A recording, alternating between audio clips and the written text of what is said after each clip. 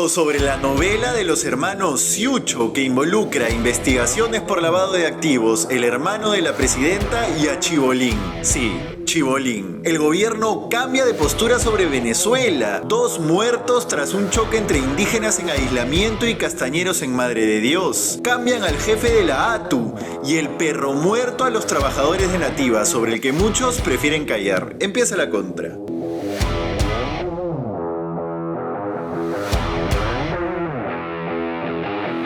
Hola, soy Paolo Benza y esto es La Contra, el resumen de los temas que realmente te importan sin importar a quién le molesten. Se acaba el jueves 5 de septiembre, la verdad no sé cómo he llegado vivo hasta aquí, tengo la garganta destruida y el cuerpo hecho bolsa. Pero seguimos porque el periodismo, me dijeron alguna vez, no descansa. Vamos a arrancar con un tema que está pero picante. ¿Te perdiste el último capítulo de la novela de los hermanos Ciucho? No te preocupes, yo te lo explico en sencillo porque tiene de todo. Desde investigaciones por lavado de activos relacionado a la minería ilegal hasta el famoso caso político Los Huayquis en la Sombra, que involucra nada menos que al hermano de la presidenta, Nicanor Boluarte. En medio, fiscales, jugadores de fútbol, botellas de whisky y Chibolín. Sí, Andrés Hurtado, Chibolín. Vamos pasito a pasito. Los Ciucho son una familia de 5 hermanos, entre los que están Roberto, el jugador de fútbol que empezó en la U y ahora juega en el Alianza Atlético, Ana, empresaria y esposa de Loreja Flores, e Iván, quien hoy es uno de los colaboradores estrella de la fiscal Marita Barreto en el caso Huayquis en la Sombra. Para ordenarnos, digamos que todo esto empieza con Roberto, el futbolista profesional. Vámonos 4 años hacia atrás. En febrero del 2020, Roberto Ciucho necesitaba cambiar su nacionalidad para poder jugar en el Guangzhou Evergrande de la Superliga China. Ese equipo lo dirigía Fabio Cannavaro. Ciucho tenía que renunciar a ser peruano y convertirse solo en ciudadano chino, la tierra de sus abuelos. Pero eso suponía un trámite engorroso en migraciones que no le estaba saliendo a la velocidad requerida. Entonces su vida se cruzó con la de Andrés Hurtado, el conductor de televisión. Chibolín era amigo de la ex superintendenta de migraciones Roxana del Águila y ayudó a Ciucho con su cambio de nacionalidad. Todo salió rapidito, el jugador se fue a China y se cambió de nombre. Pasó a llamarse Xiao Tao Tao. Volvemos entonces al presente. Hace 2 semanas su hermano Iván Ciucho, colaborador del caso Huayquis en la Sombra, fue secuestrado por unas horas. Una versión decía que buscaban amedrentarlo para que no colabore en el caso que involucra al hermano de la presidenta. Pero otra versión decía que el secuestro se debió a sus vínculos con la venta de oro. ¿Por qué? Porque los Ciucho son investigados por presunto lavado de activos derivado de la minería ilegal. Ahora llegamos a eso, pero el caso es que a raíz de ese evento el apellido Ciucho volvió a la palestra. Y uno de los canales más interesados en el tema ha sido Willax. Allí encontraron a un primo de los Ciucho, Giancarlos Miu Ley, que salió en un dominical contracorriente a acusarlos de todo tipo de delitos, desde minería ilegal y lavado de activos hasta tráfico de armas y cosas mucho peores. Eso fue el último domingo, el resto de eventos vienen en cadena. Al día siguiente, el último lunes, Beto Ortiz llevó a su programa a Chibolín. Estaba claro que Beto sabía cosas y tenía preparada una batería de preguntas sobre los Ciucho. Beto hizo que Chibolín confiese en vivo que ayudó a Roberto Ciucho a cambiarse la nacionalidad y que lo hizo a través de su entonces amiga, porque seguro que no es tan amiga ya, Roxana del Águila. Hoy ella ha publicado este tweet defendiéndose, aunque de forma bien críptica. Beto también le sacó a Chibolín que Roberto Ciucho le había regalado un auto, un BMW de $33,000, según él, como una delicadeza. Claro que sí, Andrés, claro que sí. Bueno, pero la entrevista que lo ha reventado todo ha sido la de ayer a Ana Ciucho, que para más luces también es esposa de Lorejita Flores. Ella le abrió las puertas de su casa a Beto para declarar en modo control de daños y se ha mandado con todo y contra todos. Resumo sus acusaciones. Primero, Ana dijo que cuando Roberto quiso pagarle a Chibolín la gestión para su cambio de nacionalidad, este le frenó y le dijo que luego le pediría dinero para las obras sociales de su programa, porque hoy es sábado con Andrés. También aseguró que después, cuando Ciucho ya jugaba en China, Chibolín le empezó a pedir dinero por armadas y que llegó un punto en que el futbolista ya no tenía para darle y entonces le ofreció regalarle el carro y que lo vendiera. Y así fue. El BMW pasó a manos del conductor de televisión. Pero la cosa no queda ahí, se pone mucho más turbia. Los hermanos Miu Lei, los primos de los Ciucho, tenían encima una investigación por lavado de activos relacionado a la minería ilegal también. Según Ana, un día le preguntaron preguntaron a Roberto si Chibolín, que se habían enterado que tenía muchas influencias, podía ayudarlos con ese tema. Y el jugador los puso en contacto. Dice Ana que Chibolín era muy cercano a la fiscal de lavado de activos Elizabeth Peralta, a quien le decía mamá. A Javier Muley, uno de los involucrados en las investigaciones, Chibolín le llamaba Chifa. Por lo chino, da. Según Ana, por ejemplo, los hermanos Muley le pagaron $1 millón a Chibolín para que les gestione la devolución de 100 kilos de oro que les habían incautado. Se los devolvieron, ¿ah? Es una de las 2 únicas veces que ha ocurrido eso. En todo el esquema de corrupción que denuncia Ana, ella dice que los hermanos Siucho solo participaban como intermediarios, o sea, los Muley le daban el dinero a sus primos, los Siucho, y estos se lo daban a un enviado de Chibolín. Ana también dice que el conductor mandaba mensajes en clave. Por ejemplo, cuando decía necesitamos un whisky de 80 años, se refería a un pago de $80,000. O ustedes conocen un whisky de 80 años. También que cuando dijo mi mamá quiere comer chifa, significaba que la fiscal Peralta quería conocer a Javier Muley. Ana también intentó limpiar a sus hermanos de sus investigaciones por lavado relacionado a la minería ilegal. Los Siucho juran que el oro que exportaban tenía todos los papeles en regla, a pesar de que un reportaje de Punto Final reveló testimonios que acusaban a los hermanos de comprar oro ilegal. Ana dice que los testimonios fueron fabricados por sus primos, los Muley, cuando rompieron palitos. Pero cuando se pelearon con Chibolín, según Ana, un día el conductor los acusó a todos de querer puentearlo y llegar directamente a la fiscal Peralta. Y que es a partir de ahí que la fiscalía los empezó a investigar a ellos también, a los Siucho. Bueno, vamos cerrando. Para defenderse en esa investigación por lavado, los Siucho contrataron a Mateo Castañeda, el ex abogado de la presidenta Dina Boluarte. Este pedazo de la historia lo he explicado en extenso en el programa del 25 de agosto. Pueden revisarlo para más detalles en profundidad. Cuando el equipo que dirige la fiscal Marita Barreto allanó las oficinas de Castañeda,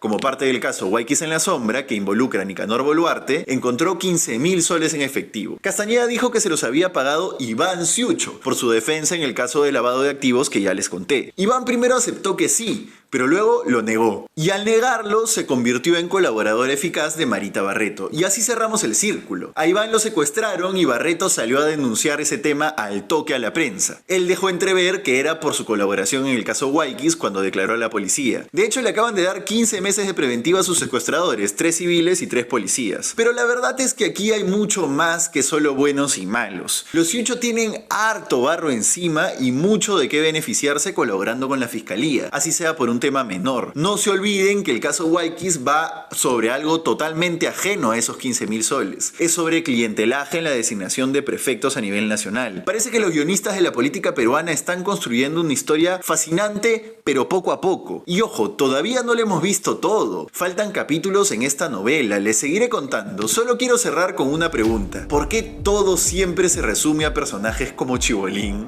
Vamos a un primer corte y volvemos con el cambio de postura del gobierno sobre Venezuela. La tragedia tras un encuentro de indígenas Mashcopiro con castañeros en Madre de Dios y el cambio de jefe de la ATU. Volvemos. ¿El periodismo es libre o es una farsa? Sin términos medios. Y para hacer eso realidad, te necesitamos a ti.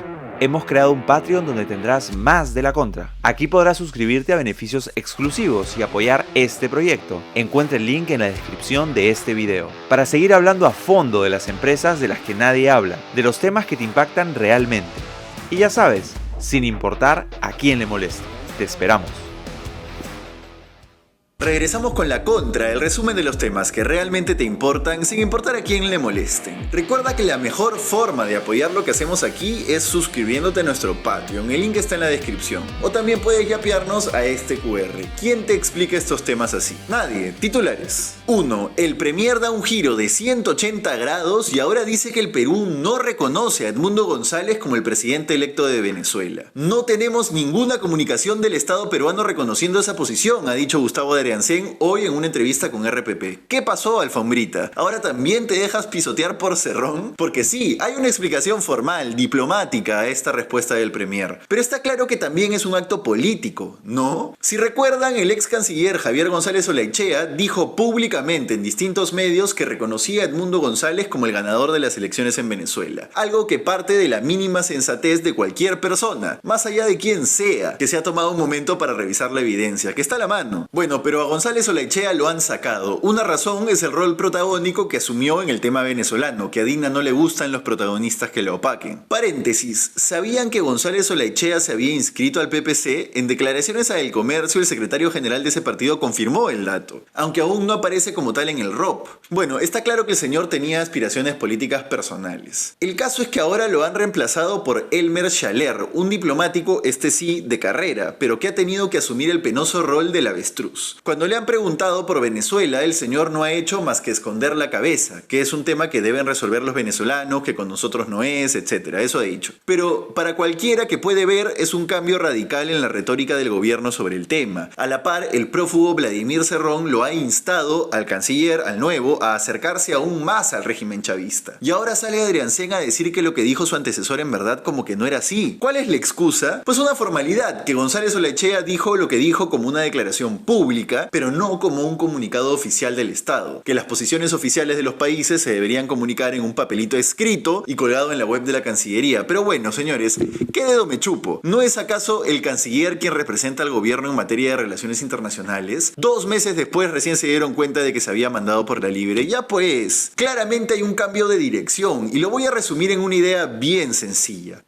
Al final del día, es un gobierno de Perú libre. Dina Boluarte, repito lo que dije esta mañana, era la cajera de Vladimir Cerrón. Hay una razón por la que no atrapan al señor, dejemos de hacernos los estúpidos. Este es un gobierno nacido de la izquierda cerronista que sí, como también he dicho, sobrevive compartiendo el poder con el fujimorismo y el acuñismo, sin dudas, pero que al final del día, repito, es un gobierno perulibrista. 2. Encuentro entre indígenas Mashcopiro en aislamiento y castañeros en Madre de Dios termina con 2 muertos, 1 herido y 2 desaparecidos. Los amigos de Radio Madre de Dios reportan que el jueves pasado, 29 de agosto, se desató un enfrentamiento cerca de una concesión de castaña en la quebrada de San Juan, en Tambopata. Los indígenas atacaron con flechas a los trabajadores. Todo esto lo sabemos porque uno de estos pudo escapar y ponerse a salvo en otra concesión. Las flechas alcanzaron a otros 2, del resto no se sabe. Como pueden ver en pantalla, recién ayer un helicóptero llegó para sacar de la zona al sobreviviente y trasladar los 2 cadáveres encontrados. La concesión castañera también tenía permiso de manejo forestal, o sea, estaban cortando bosque. Esta no es la primera vez que se registra un incidente entre indígenas Mashcopiro no contactados y vecinos de Madre de Dios. Hace poco les conté de otra, felizmente sin víctimas. Las actividades ilegales como la tala o la minería los están empujando a aparecer en nuestro mundo.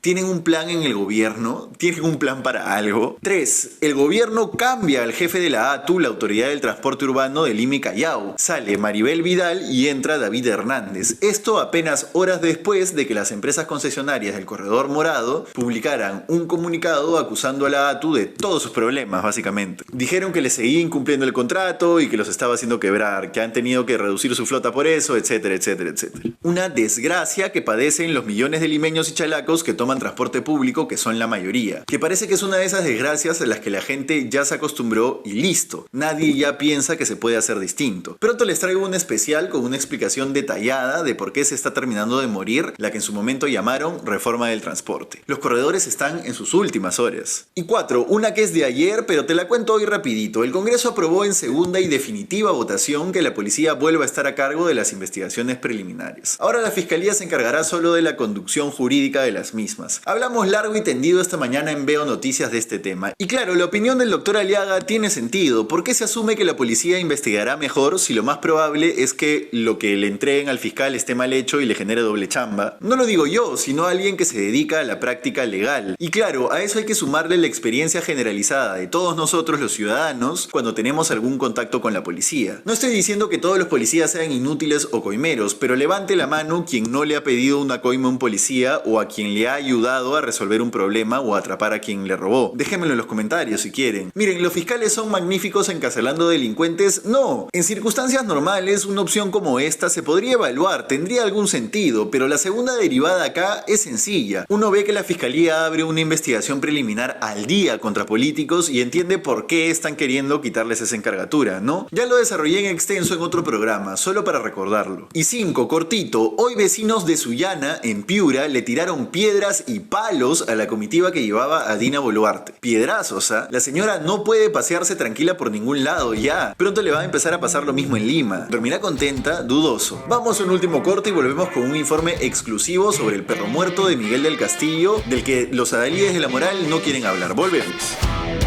Anuncia en La Contra Podcast la información que necesitas sin importar a quién le moleste. Hemos empezado este proyecto desde la sala de Paolo Benza y para garantizar la sostenibilidad de este espacio te necesitamos a ti, a tu bolsillo, a tu aporte, a tu sencillo. Porque si confías en nosotros, le das una manito también a la información periodística y a la pepa sin filtros. Y te haremos llegar a esas audiencias que aún no te conocen. Te esperamos.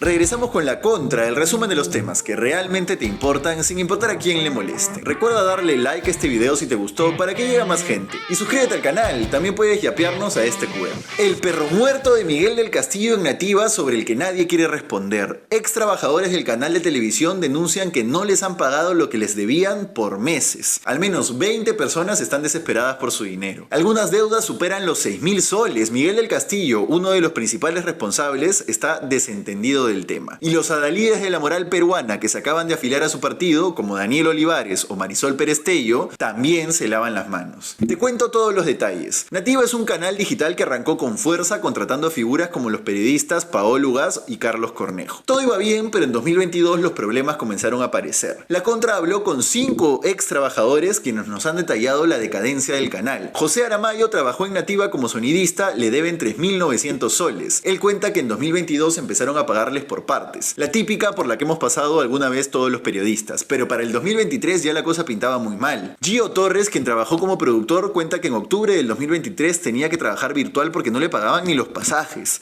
Antonio Baldwin, otro ex trabajador, cuenta que su deuda asciende a más de 5.500 soles. Él trabajó en Nativa hasta inicios de este año. Cansado de insistir por su dinero, el 4 de junio Antonio presentó una denuncia a Sunafil, pero han pasado 3 meses y no ha obtenido respuesta. Y repito, esta gente no ve ni un sol. Todos los trabajadores consultados coinciden en que ninguno tuvo un contrato formal con Nativa, que ninguno entró a planilla y que solo recibían sus pagos vía recibos por honorarios. Ojo, sus recibos nunca salieron a nombre de Nativa, sino que los emitía la empresa Strack, su administradora de recursos, o Easy Telecom, la verdadera dueña de la marca. Pero bueno, a este punto uno se pregunta quiénes son los responsables. El primero en la lista es Miguel del Castillo, quien fue su director general. Es el hijo de Jorge del Castillo y es también uno de los principales dirigentes del partido Primero la Gente, al que se han inscrito personajes que se separaron del Partido Morado, como Susel Paredes o Daniel Olivares, y otros como Marisol Perestello, que llegó como parte de una alianza con la Aventura María de Lo Justo, que nunca prosperó. De eso ya les conté. A Olivares y a Perestello los contactamos para que digan alguito respecto a este abuso. Digo, al menos que se está viendo qué hacer, pero no quisieron responder nada. Con Miguel del Castillo, sus ex trabajadores se han comunicado muchas veces, pero a este punto se ha desentendido del tema. Otra figura importante es Rosana Urrutia, pareja de Miguel del Castillo y quien aparece como representante legal de Easy Telecom, la compañía dueña de Nativa. Por cierto, la dirección de Easy Telecom que aparece en la SUNAT es un edificio en venta. En fin, lo que Nativa ha propuesto ahora a sus trabajadores